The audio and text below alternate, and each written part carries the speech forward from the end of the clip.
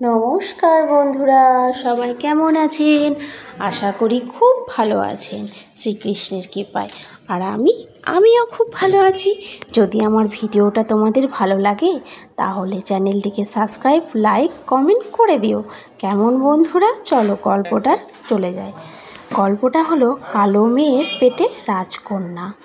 রাজকন্যা হয়েছে কালো মেয়ের পেটে। তাহলে আমাদের কী হবে? আগে গল্পটা শুনতে হবে। গল্পটা শুরু করছি। একটা খুব কালো মেয়ে ছিল, খুব শিক্ষিত ছিল, তার বাবা প্রচুর টাকা পয়সা ছিল। তো বাবা কিন্তু সেই মেয়েটার কালো বলে বিয়ে দিতে পারছিল না। তো বাবা অনেক জায়গায় দেখাশুনো করছে, সবাই এসে বলছে, ও মা, মেয়ে কি কালো, এত কালো বউ নিয়ে আমি সমাজে মুখ দেখাবো কি করে? এইভাবে প্রচুর লোক আসে আর মেয়েটিকে দেখে না বলে চলে যায়। মেয়েটির বাবা তো অজস্র কাঁদে যে মেয়েটিকে আমি কিভাবে বিয়ে দেব। তারপরে মেয়েটি একদিন ওর বাবাকে বলে, বাবা, আমি কি তোমার কাছে বোঝা? তখন বাবা বলে, না মা, তুমি আমার কাছে বোঝা নও। মেয়ে হয়ে যখন জন্ম নিয়েছো তখন বিয়ে তো তোমায় দিতে হবে মা আমার। তখন মেয়েটি চুপ হয়ে যায়। মেয়েটি যথারীতি কলেজে চলে যায়। তো বাবা একটা খুঁজে একটা ছেলে পেল।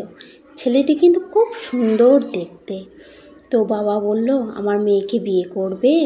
ছেলেটি বলল, আমি কিন্তু প্রচুর পণ নেব ওই কালো মেয়েকে বিয়ে করতে।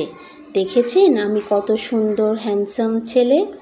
তো বাবা বলল, ঠিক আছে, তুমি পণ কত নেবে বলো। তো যথারীতি তাদের পণ নিয়ে বিয়ে হলো। বিয়ে হওয়াতে 1-2 মাস যেতে না যেতে বাবার প্রতি চাপ বাড়তে লাগলো।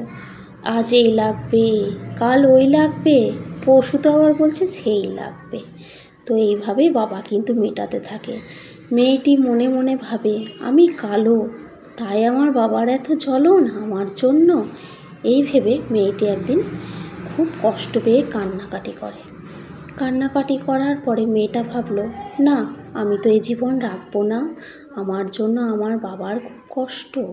সেই ভেবে মেয়েটি একদিন গলায় দড়ি নিতে যাবে, তখন দেখছে তার খুব গা বমি বমি করছে। মেয়েটি ভাবলো, কি হলো আমার? তারপরে মেয়েটি ভাবলো, ও, আমার পেটে বাচ্চা। তখন মেয়েটি কিন্তু সেই বাচ্চার কথা ভেবে মেয়েটি আর গলায় দড়ি নিল না। মেয়েটি যথারীতি 10 মাস 10 দিন হয়ে গেল। মেয়েটির বাচ্চা হলো একটা পরিষ্কার মেয়ে, টুকটুকে রাজকন্যার মতো দেখতে। তখন মেয়েটি ওই মেয়েটির রাজকন্যার মুখের দিকে তাকিয়ে বেঁচে থাকলো। এইভাবে কাটতে থাকে প্রচুর 4 বছর কেটে গেল। তারপরে তার স্বামীর অত্যাচার কিন্তু আরও বেড়ে গেল। মেয়েটি কি করবে ভেবেই পায় না। না ভেবে একদিন মেয়েটি গায়ে কেরোসিন তেল ঢেলে গায়ে আগুন দিয়ে দিল। গায়ে আগুন দিল তো মেয়েটি তো মারা গেল 2 দিন হসপিটালে থেকে। আর তার যে রাজকন্যা ফুটফুটে সুন্দর সে 4 বছরের মেয়েটা মা মা বলে কেঁদে বেড়ায়। মাকে তো খুঁজে পায় না, কোথায় পাবে মাকে? মা তো হারিয়ে গেছে সেই দূর আকাশে। তারপরে মেয়েটি আস্তে আস্তে দুঃখ কষ্ট হতে হতে বড় হতে লাগলো।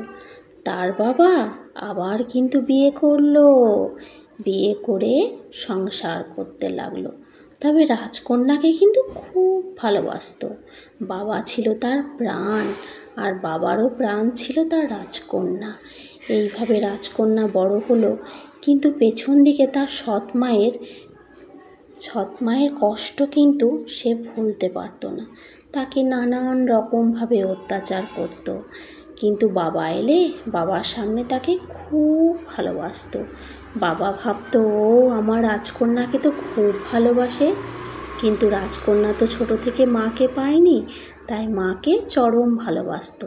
মা ছাড়া রাজকন্যা কিছুই দেখতে পেত না। এইভাবে কেটে গেল 14 বছর। 14 বছর পর রাজকন্যার বিয়ে হবে। রাজকন্যা তো যথারীতি খুব সুন্দর দেখতে, তাই তার বাবা একটা সুন্দর দেখে ছেলেকে বিয়ে দিল। তার যথারীতি তারা সুখে সংসার করতে লাগলো। এইভাবে কাটতে কাটতে একদিন মেয়েটির বাবা কিন্তু খুব অসুস্থ হয়ে পড়ল। তো রাজকন্যা চলে গেল বাবাকে দেখতে। যথারীতি সবাই বলল, তোমার বাবা আর বাঁচবে না রাজকন্যা। মেয়েটি তো ভেঙে পড়ল যে আমার বাবা ছাড়া তো কেউ নেই। তখন মেয়েটি খুব কান্নাকাটি করতে লাগলো। তখন রাজকন্যার বর বলছে, তুমি কাঁদছো কেন? তোমার মা তো আছে। আমি বললাম, হ্যাঁ আমার তো মা আছে। রাজকন্যা বলছে, আমার তো মা আছে, কিন্তু আমার বাবা যে থাকবে না। এই বলে রাজকন্যা খুব কান্নাকাটি করতে লাগলো। এইভাবে দিন যেতে যেতে একদিন রাজকন্যার বাবা হঠাৎই মারা যায়। রাজকন্যা তো কান্নাতে ভেঙে পড়ে। রাজকন্যার বর বলে, তুমি কেঁদো না, তোমার তো মা আছে। রাজকন্যা বলে, হ্যাঁ আমার তো মা আছে। তখন কিন্তু তার মনে হয় না যে তার সৎ মা আছে। ও সবাইকে বলে, হ্যাঁ আমার তো মা আছে, আমার তো মা আছে। এইভাবেই কেটে গেল কিছুটা দিন।